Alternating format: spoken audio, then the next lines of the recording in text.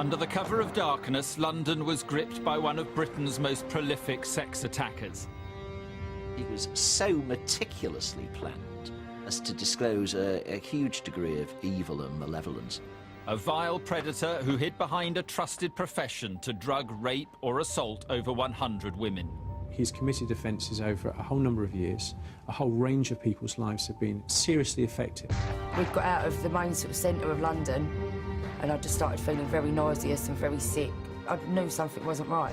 His crimes went undetected, baffling police for over 5 years. Because they were dealing with a black cab driver, he couldn't possibly have committed this offence. I had never dealt with a case with 102 victims. I very much doubt many detectives have. This is the shocking case of the black cab rapist. –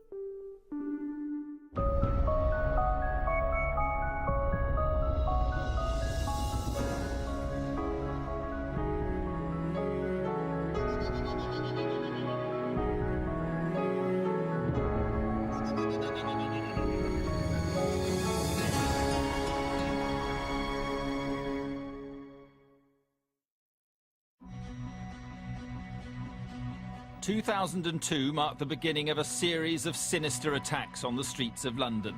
Appalling crimes which went unsolved for 5 years.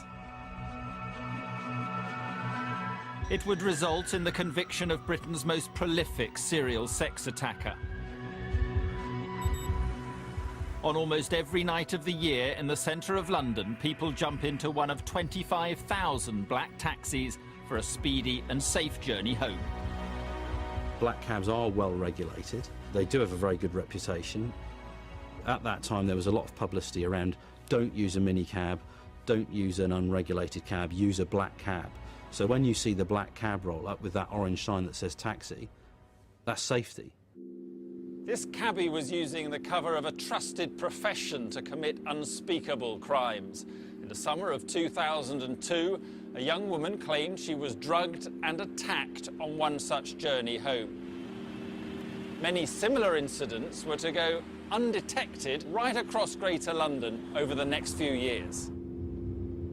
We believe 14 women separately reported being drugged or assaulted by a black cab driver over that period. The overwhelming percentage of the women were picked up in central London. You're looking at Westminster, you're looking at Soho, some around train stations just to the South London Bridge and that kind of area. Disturbingly, none of these victims could remember their journey. What happened to them was a complete mystery. They had very good memories of everything that had happened in the course of that evening, prior to getting into the cab and in the cab up to the point at which the drug started to take hold.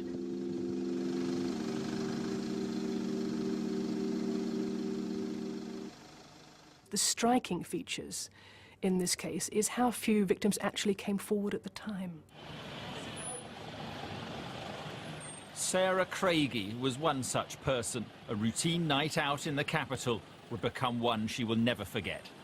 I'd been out to a club with my boyfriend and had quite a few drinks. I'd come out in Leicester Square, had a bit of an argument. I've walked off in one direction, he's walked off in another.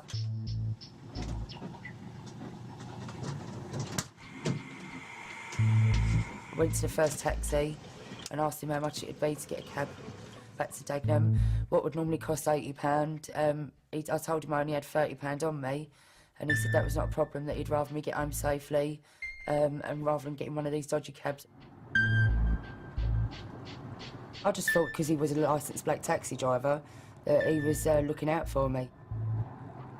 As Sarah's journey began, everything seemed normal, but her cabbie's conversation would prove to have a familiar ring. Then as we were sort of driving out of London, that's when he told me that he'd won at the horses and did I want to help him celebrate. He told me he had champagne, vodka, whiskey, and I just asked for a soft drink and he gave me a can of Coke and passed it through the window and it was open. We'd got out of the main sort of centre of London and I just started feeling very nauseous and very sick. I knew something wasn't right.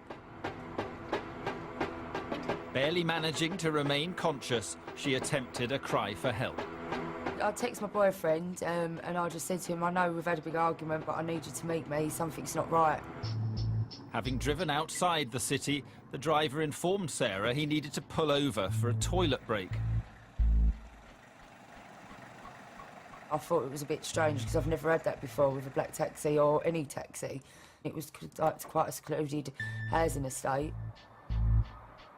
I was sitting there for about, I'd say it was a couple of minutes, and then the next thing he'd opened the back door next to me and got in beside me.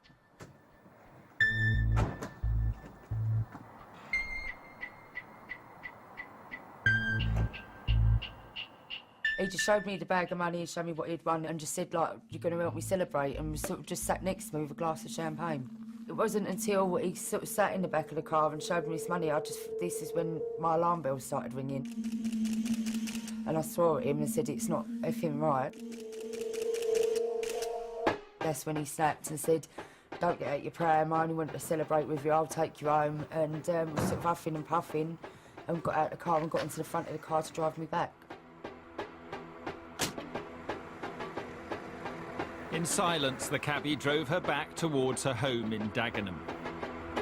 As he turned in, my boyfriend had walked out of the car, got out of his car, and sort of walked in the middle of the road. He'd said, like, to stop the taxi. And he said, what does this monkey want? And I said, that's my boyfriend. My boyfriend got me out of the car. He had to physically carry me out of the car, put me into his car, and he took me home.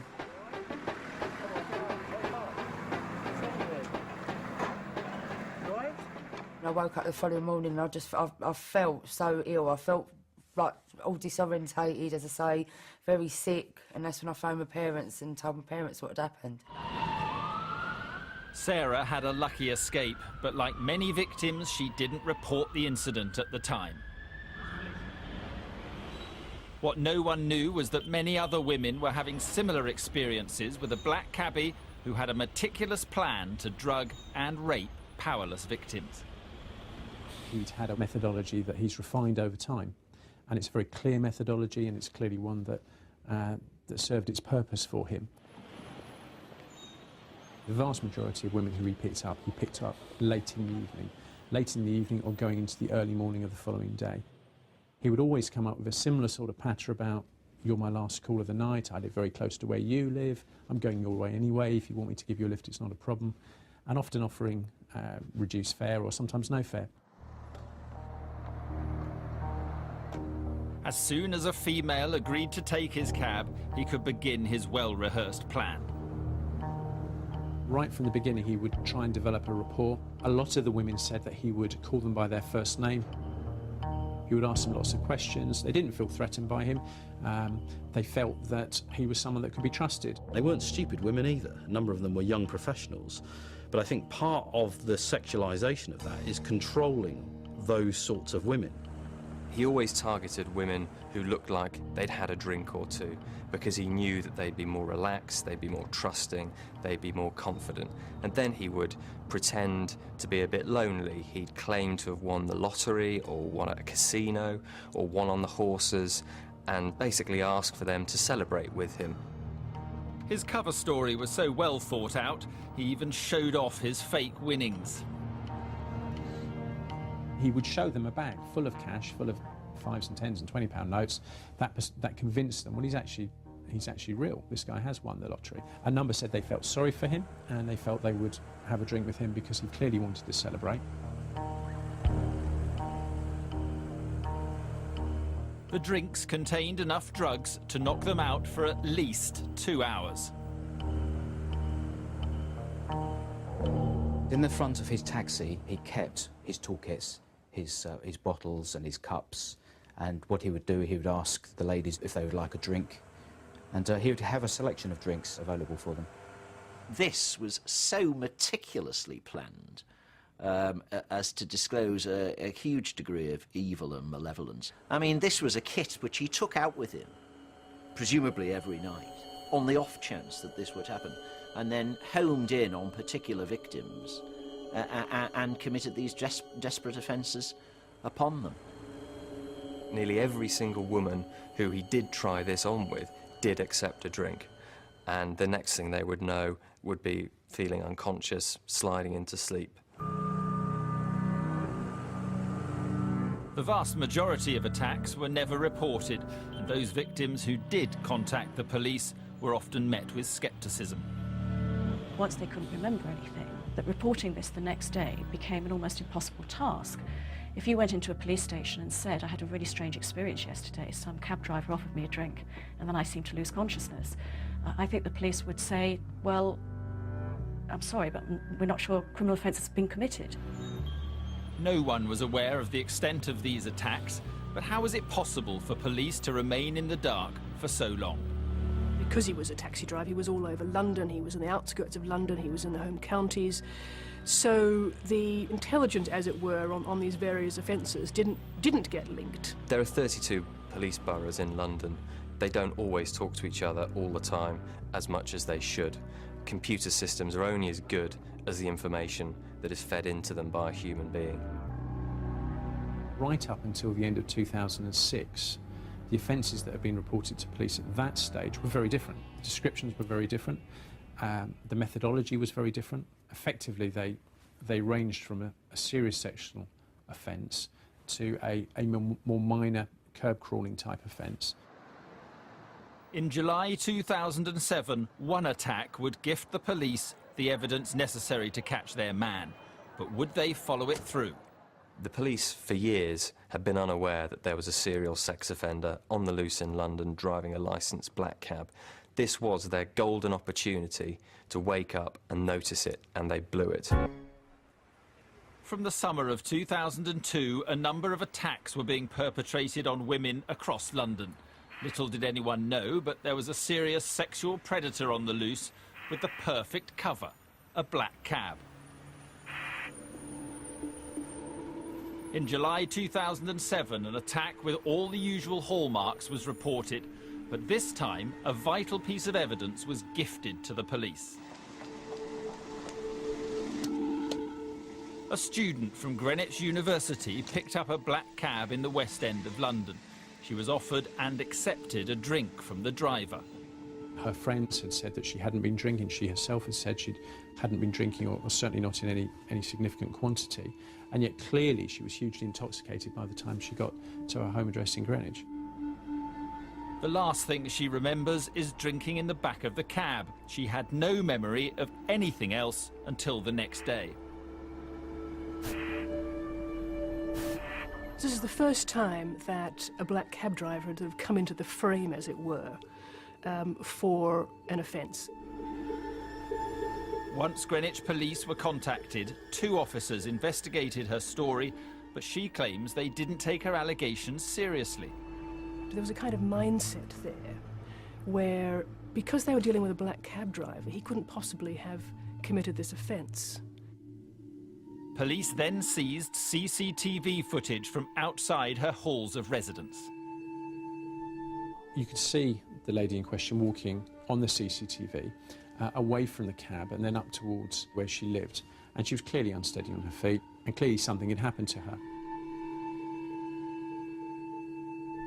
This footage would provide police with a vital piece of evidence. From the licence plate of the taxi, they finally identified a suspect. A cabbie with no previous convictions, 50-year-old John Warboys. They had the chance to kick in John Warboys' door and search his house and catch him without warning. Instead, they knocked on the door, got no reply, and walked away. As a result, John Warboys turned up 24 hours later at a police station, forewarned and forearmed with a solicitor. But this wasn't the only failing. Police were to make a catalogue of errors. The officers considered carrying out a search of his taxi and his home, and they decided against it. And they thought, well, if he had anything, he would have got rid of it by now. When Warboys was identified and he was interviewed, he wasn't challenged about it, and he was never re-interviewed after the victim had made a statement. So there were all of these discrepancies that might have been put to him and actually weren't. The officers never got to grips with the toxicology results, which showed an unexplained sedative in his victim's bloodstream. What you sense is there was a golden opportunity to have caught this sexual predator much, much sooner than they did.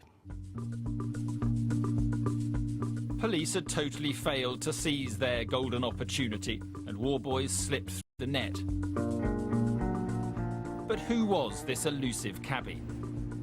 John Warboys was a single man who lived alone in Rotherhithe, South London, overlooking the banks of the Thames. Warboys was almost a con man in many ways. He was very manipulative, and he was very, very good at pretending to be a calm, kind, placid man. And I think many of the young women who got into his cab thought of him as the archetypal black cab driver.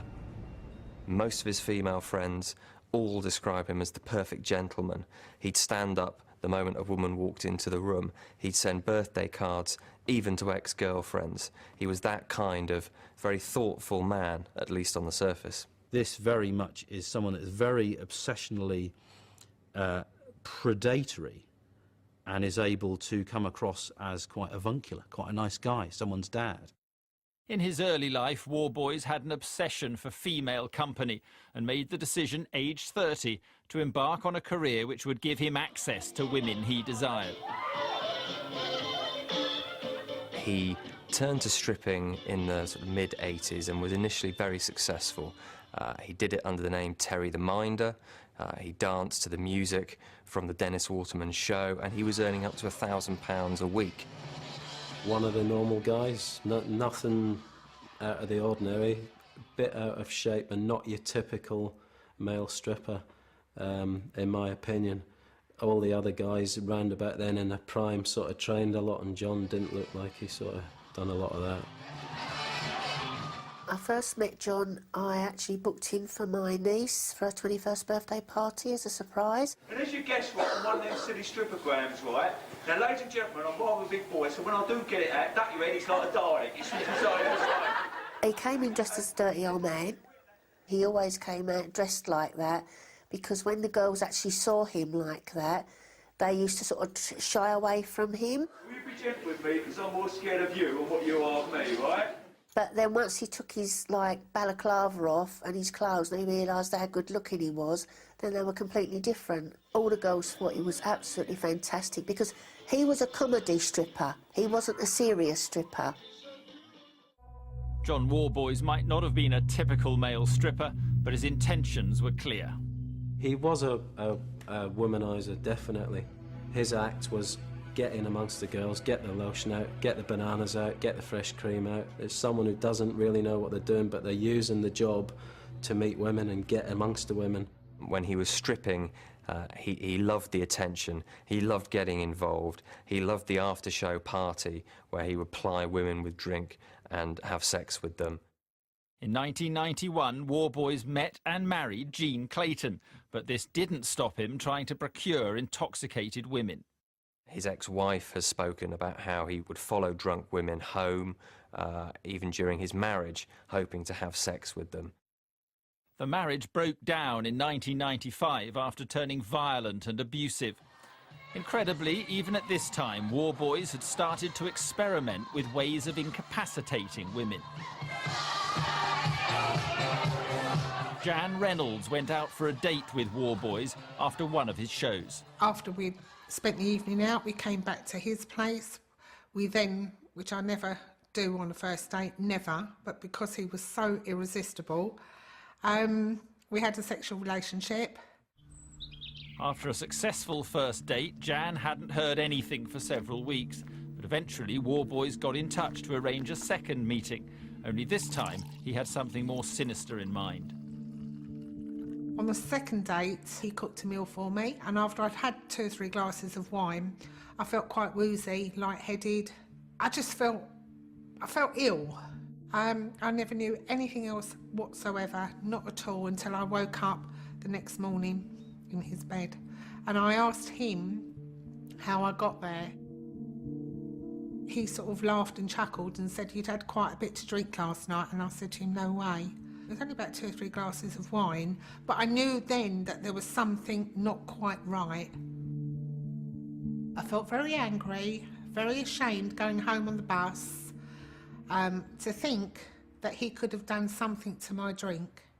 I would suspect there are many other instances in the early part of that offending history where he tried various routines out on women until gradually they were more and more refined and got more and more specific and more effective, essentially. I mean, practice makes perfect, if you like. Warboys was honing his methodology, but at the same time, work as a stripper became harder to come by, and with it, his easy access to women. Over time, his looks faded. He got older and the money dried up, and also the access to women, particularly drunk women, dried up. It must have been a bit of a blow to John. His phone probably stopped ringing. He's probably missed it like hell, the attention. In desperation, he began to finance and star in low-budget porn films from a flat he owned in Bournemouth.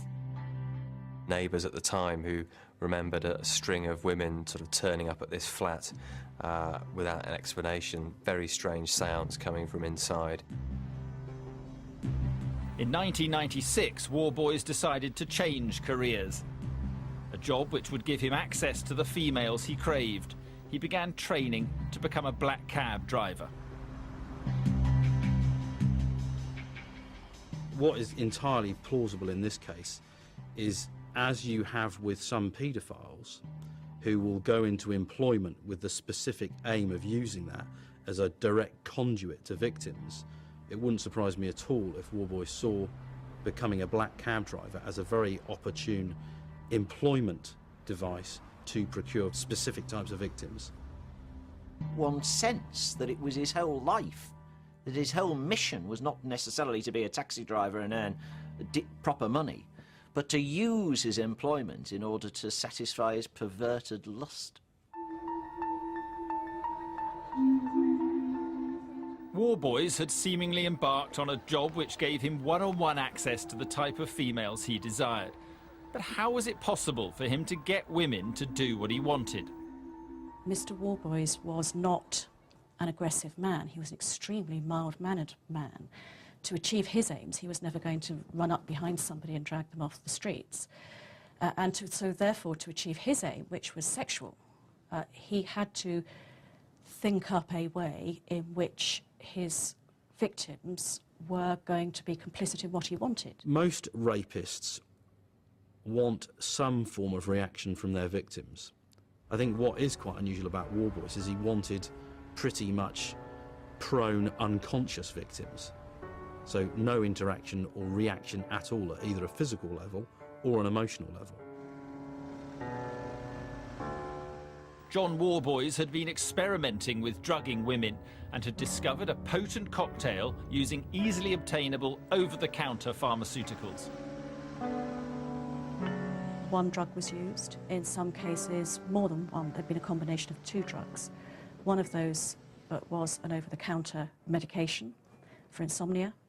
The other would be a prescription-only drug. The amount of alcohol with those two drugs, the combination effect, effectively, for a number of women was very, very severe. Not only did it make them totally incapacitated in the cab and completely unconscious, but very sick the following day.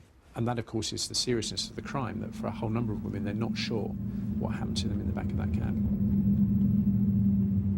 Warboys' first known offence was in 2002, but 5 years later, there was no sign of him slowing up. More and more victims at the mercy of this cabbie and his drugged drinks. One woman was to experience just how potent Warboys' drug cocktail was. After a night out with friends in West London, she was making her way home. She's prepared to speak, but doesn't want to reveal her identity. This black taxi pulls up beside me, and it was a really strange thing because I hadn't hailed it, but I just got in it. He immediately kind of went into this rant about, you don't want to get into a minicab, I saw you, I thought it's late, you're on your own, you look like a nice girl. He said that several times, you look like a nice girl, you seem like a really nice girl. He started telling me about this win that he'd had, and then I remember he sort of put his hand down to the left and sort of pulled up this wad of cash, and I really remember it being a lot of money, but it didn't register with me as sinister at that point. I just remember thinking, oh, I'm going to tell my mates about this tomorrow. They won't believe I've had this crazy taxi driver. He'd been waiting to kind of celebrate with someone, hadn't had anyone to celebrate with, and he wondered if I wanted to drink. I thought, yeah, I'll have a drink.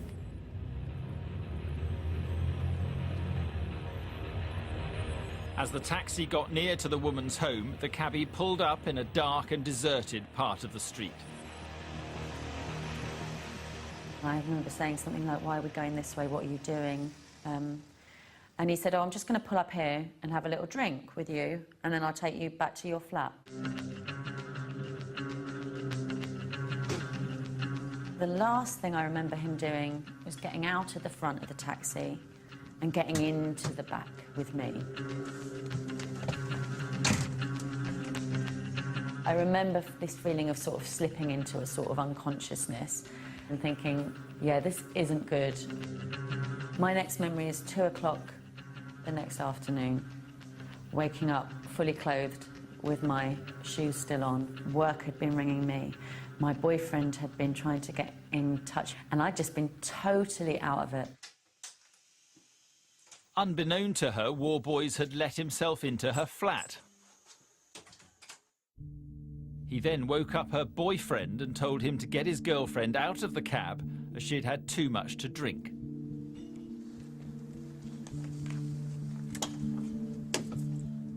I'm pretty sure that nothing happened to me in the back of the taxi. I can't be 100%, partly because I woke up fully clothed. I had tights and knee-high boots on, and they didn't appear to have been interfered with in any way. She was unconscious for over 10 hours, but the drugs may have had an unintentional side effect that deterred Warboys from carrying out an attack. What was really strange to me when I woke up the next day is that I realised that I'd wet myself. My boyfriend actually told me that I'd wet myself in the back of the taxi. Obviously, it was definitely down to the drugs that he'd given me, but could have been what saved me from something a lot worse, I think. Despite this, her experience at the hands of Warboys still haunts her. If anything traumatises me, it's the fact that it was such a hugely risky situation where so much more could have gone wrong and so much more could have happened to me. And I could have been seriously hurt. I'll never know what happened to me in the back of that taxi.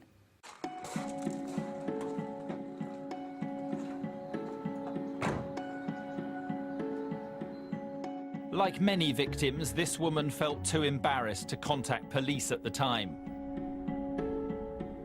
Warboys continued undetected, but he began to do more to cover his tracks. He started to give himself an alibi after he committed a crime. On one occasion, he dropped his victim off at a police station, saying she was drunk. This was all because he realised that if he was stopped or caught again, he'd have a lot of explaining to do. I don't think there is any indication that he'd slowed down in his offending. Gradually over time, if you're not getting caught, there's no particular or evident repercussions, you'll repeat it. If it's effective, you'll do it again and again and again and again. It might get more specific, but it also might get more audacious.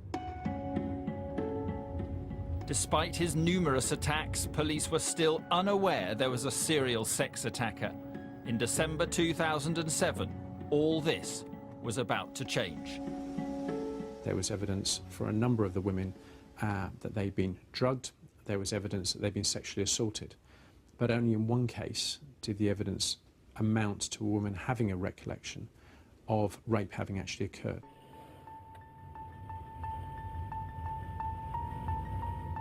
Towards the end of 2007, police were still unaware they were dealing with a sexual predator driving a black cab. But John Warboys was continuing to assault women all over the Greater London area. In December of that year, one attack would prove crucial. A young lady was out with a friend to celebrate a birthday and decided to share a cab home. They'd been in central London. It was about 4 o'clock, and they were in the Oxford Street area when two of them got into Mr. Warboys' cab. Mr. Warboys, as was quite common, dropped the other lady off first, leaving him alone with this particular lady. Once the victim's friend had got out of the cab, Warboys began by appearing to innocently ask the young woman for her exact address. It's been a common feature that Mr. Warboys asked the victims where they lived as they got into the cab.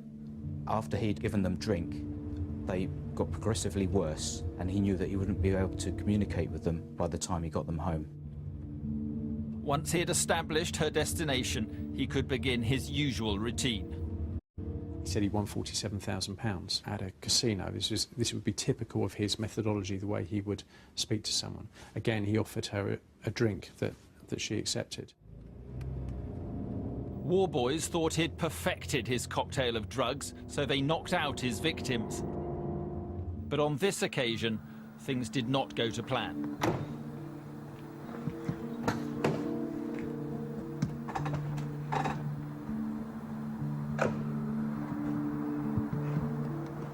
She, in fact, came to very, very briefly in the back of the cab. All she could talk about was you being on top of her. And his face was very close to hers. In addition to the rape flashbacks, there was other substantial incriminating evidence. She was a virgin before the incident. The next day, she was very sore in places she would not expect to be sore. And she made a complaint to the police, as a result of which her clothing was seized. The trousers were taken for forensic analysis. Police now had the DNA of the attacker, but there were no matches on their database. There was the DNA evidence from the semen of Mr. Warboys, which was on her clothing, and that was hugely supportive of the account that she had given. Bizarrely, Warboys returned to the victim's address the very next day in an attempt to cover his tracks.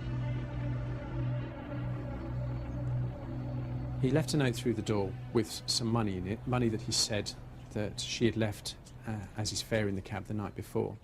I don't know why he did that. I think it's entirely likely that he was concerned that for some reason he would be captured, and to put a note through the door to say, well, clearly I wouldn't have done that if I'd done what you're alleging. That would be the kind of thing that he would say. Although police had evidence of this one attack, they still had no idea they were dealing with a multiple sex attacker. But after years of missed opportunities, they were finally to link the crimes together in 2008. One policeman noticed something which rang alarm bells. An officer at the Scotland Yard Central Sapphire Intelligence Unit linked Warboys' crimes. This was just one officer who was smart enough and bright enough to realise that there was a pattern there. The officer had carefully looked through crime reports from across London over a number of years and noticed some startling similarities. There were initially two that looked very, very similar. And as a result of checking further, they'd identified two others. Solving the crime became a top priority. The job was given to a specialist team. They called in an elite homicide and serious crime command team who usually deal with murders, who are vastly experienced, well-resourced, well-led, and got them to look at it. This team was led by Detective Inspector Dave Reed. My job was to collate everything there, to see what the similarities between the offences were, to see what differences there were, and to see what evidential opportunities there were. Were there things that hadn't been submitted for forensic analysis, for instance? Was there CCTV coverage that we could still look for? The reality is that for 6 days, we did everything we could. We identified a further offence during that time. A week later, on the 14th of February, it was decided that the following morning there would be an appeal and we would go public. On Friday the 15th of February, one of the national newspapers ran the story. When the police went public with their appeal, it triggered one very important telephone call. A woman from a sexual referral centre contacted the police. She had treated the Greenwich student whose attack was caught on CCTV. Police had questioned John Warboys at the time, but never followed through. Finally, police had a name to go on. Literally as soon as we could get from where our office is in southwest London to Rotherhithe, he was arrested. The police wanted to search John Warboys' house before he was alerted to the public appeal. But would they get there before he had a chance to remove any incriminating evidence? When I knocked on the door, there was a short delay, and then Mr. Warboys came to the window and he leaned out. I explained to him who we were and I asked him to come to the front door. He came downstairs, he was just dressed in his pyjamas, and I introduced myself and the other officers and we went into the address. When I cautioned him, he replied, "What's this all about?" When police searched Warboys' flat in Rotherhithe, they found a treasure trove of forensic evidence and circumstantial evidence against him. We recovered the bag, and the bag had a large sum of money in it, £3,680 in notes. In addition to that, you had a number of drugs, different types of drugs that were used, and various other things that he would have used during the commission of those offences. As soon as I saw that bag containing those items, I recognised that this was clearly his toolkit that he was using when he went out to commit these offences. It was clearly items that were put together specifically for that purpose. The officers not only found items which Warboys used to perpetrate his crimes, they also discovered crucial forensic evidence. The DNA of one of the victims was found on a vibrator that was found in Warboys' possession. Investigating a linked series of 5 serious sexual assaults. This gentleman has been arrested on suspicion of 5 evidence. Warboys was so prolific that even on the morning of arrest it would come to light he had attacked and sexually assaulted what would prove to be his final victim. Mr. Warboys was still committing offences right up until the time he was arrested. It meant that in a wardrobe in his bedroom were found cups. The cup had the DNA of the last complainant on it and a combination of 2 sedative drugs in the dregs at the bottom of the cup. Police knew John Warboys was the prime suspect in 5 attacks, but were unaware of the extent to which he had sexually assaulted women since he became a cabbie in the late 90s. Police had to charge the first initial group of victims for the simple reason one couldn't bail a man like Warboys, and there certainly was enough evidence to charge him with them offences. But we were always telling the court and the defence solicitors that there would be almost certainly more charges to follow. Police were in a race against time to build up the entire picture of Warboys' crimes and gather as much evidence as possible. As soon as this story became public, there may well be a number of other women who would come forward and tell us of their experiences. The case received widespread media attention. Police braced themselves for a response from more women. The taxi driver police are hunting is a serial sex attacker who's struck at least 5 times. It is a very frightening thing. Black cabs in London have a well-established reputation. They are very, very safe. We had a 24-hour hotline set up, staffed by officers who were specifically trained in these type of offences so that they could record all of the details. The investigation team was inundated with calls, and before long a staggering 83 women had been linked to the black cab rapist.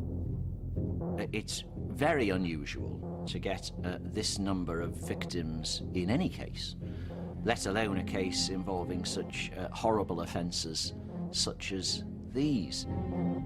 Police held a huge number of identity parades to establish Warboys as the driver. There were an awful lot of identification parades held because, quite amazingly, even though some of the offences were a couple of years earlier, many of the complainants said that they would be able to identify the taxi driver. 26 out of 60 women who went on identification procedures identified Mr. Warboys, which is a very high number. The trial was due to begin in February 2009, but because Warboys had drugged his victims, would they be able to recall enough to convince a jury? It was extraordinarily difficult here because of the fact that the victims, in the main, were unable to remember a great deal, and that in many of the cases they were only making a complaint months, in some cases years, after the incident took place. Since 2002, black cabbie John Warboys had been using the cover of a trusted profession to attack and rape women right across London before he was arrested in early 2008. 83 women had now come forward with allegations, the biggest rape inquiry the Metropolitan Police had ever had to deal with. But how was it possible to get justice for all the victims? We had to make a decision as to which charges we should take before the court. We couldn't charge 83 because we'd still be there now. We needed to choose those cases which gave a good indication to a jury of the type of offender profiling that John Warboys was committing. The police emphasis on the strongest cases would involve 14 women and 23 separate charges, including rape, sexual assault and drugging. Complexity is always the enemy of the prosecution. It assists the defence. We call it overloading the indictment. This is the most number of charges that I've ever put on an indictment. And I was somewhat worried that I'd put too many, but in the end I was satisfied that I had enough there. We brought all of the proper evidence before the court, and the court had enough powers upon conviction to sentence him according to his criminality. Warboys pleaded not guilty, which meant all 14 women would have to relive their ordeal. It went to trial at Croydon. It ran for 8 weeks. I think what was sad is that Mr Warboys put those women through that trial. They were incredibly brave, all 14 women that gave evidence exceptionally well. But invariably it's a very difficult thing to do. But by pleading not guilty, he put them through that. Because John Warboys had not answered anything put to him during questioning, no one had any idea how he would behave in court. His demeanour in court throughout was mild-mannered, polite, on the face of it cooperative. He appeared embarrassed to be there, upset, slightly confused. He wasn't angry, he wasn't threatening, he wasn't the sort of sex predator monster that you imagine. He answered every question. He was in the witness box a long time. He was there, I think, a day with his own counsel asking him questions, and I was cross-examining him for 2.5 days. Warboys was about to torment his victims one more time. In the cases where forensic evidence proved sexual contact had occurred, he claimed the sex was consensual. I think that was really quite an appalling thing to say. Not only had he attacked them, he then made them relive that in the court process. Despite pleading his innocence, Warboys was swamped by the sheer weight of evidence against him. Even the best actors need a good script, and John Warboys ultimately had nothing to work with. He had no explanation for why so many women told such a similar story so convincingly. They were solicitors, journalists, PAs, educated, smart, professional women, and they told very convincingly a very similar story about their experience with John Warboys. The account in itself was extraordinary, that a taxi driver should say he'd won, you know, many thousands of pounds, hold up a plastic bag showing them the money, give them a drink of champagne, allow them to smoke, get in the back of the van with them, offer them a tablet on some occasions. I mean, it was an extraordinary story, that, and for so many victims to recount the same evidence was surely compelling evidence for a jury. We were clearly in a strong position in that there was so much evidence, so much forensic evidence, and so much good witness evidence from these women that made his account entirely unbelievable, and he was convicted 8 weeks later. I want to thank all 14 women that gave evidence in the Crown Court over the past 8 weeks. Their bravery and their integrity is beyond any doubt. John Warboys was found guilty of 19 counts of drugging and sexually assaulting women. He was given a potentially unlimited sentence, but a parole board can decide in 8 years if he's fit to be released into society. He's committed offences over a whole number of years. A whole range of people's lives have been seriously affected as a result of his appalling behaviour, and the fact that he was sentenced to an indefinite period in prison is right, and it will require a strong assessment in a number of years' time when that comes up for review. Warboys is behind bars, but the case has rocked London's police force to its very foundations. The Independent Police Complaints Commission severely criticised the Met for its handling of the attack on the Greenwich student, and major changes had to take place.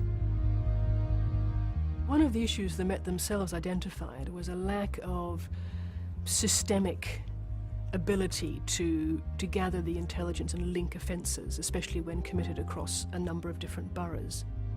Wholesale changes include the centralised gathering of evidence from across London by a specialist rape intelligence unit. We've reviewed all of the intelligence processes, particularly in relation to sexual offending across London, which has given us an opportunity to make some changes which I am confident are much better than they used to be. Scotland Yard has completely overhauled the way its officers investigate rape now. They've brought in more experienced detectives. better computers to join the dots quicker, better intelligence gathering, and you can be absolutely certain that they will never again dismiss an allegation just because it's been made against a person in a position of trust. A total of 102 women have now come forward with allegations against the black cab rapist. But disturbingly, many still don't and may never know exactly what happened to them in the back of John Warboy's cab. The difficulty is that there are a whole number of women who I do not know whether they were raped or not. That's the reality of it. And the only person who will know that is Mr. Warboys. One of my hopes is that at some stage in the future, Mr. Warboys may consider the plight of some of the women who he attacked and may consider speaking to me or to my colleagues and telling us exactly what went on in those cabs.